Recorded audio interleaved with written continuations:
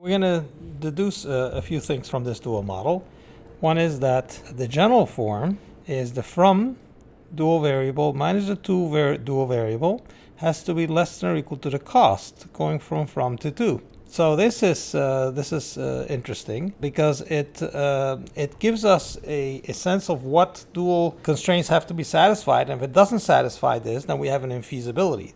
Problem is, how do we get the from and to variables? Second thing that we want to observe is let's look at complementarity again, the complementarity condition.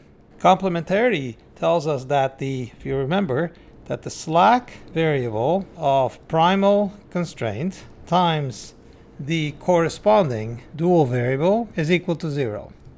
So if you recall, if we have slack, if the slack is positive, then the shadow price, which is the corresponding dual variable, has to be 0. And if on the other hand, if the shadow price is non-zero, then the slack variable must be 0. That means the constraint must be tight.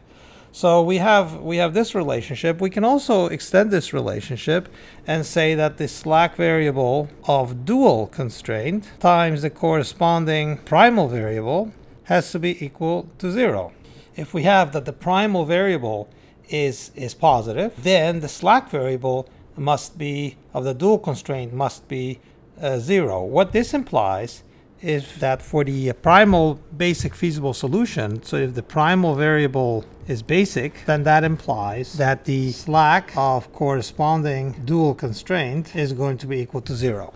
What that means that if we have a particular variable, a primal variable is basic, so let's take an example here.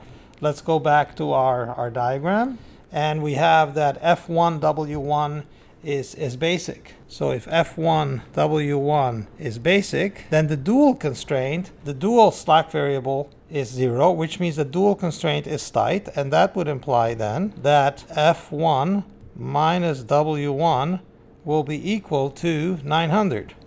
And this is an interesting insight, and we'll carry on from there in the next video.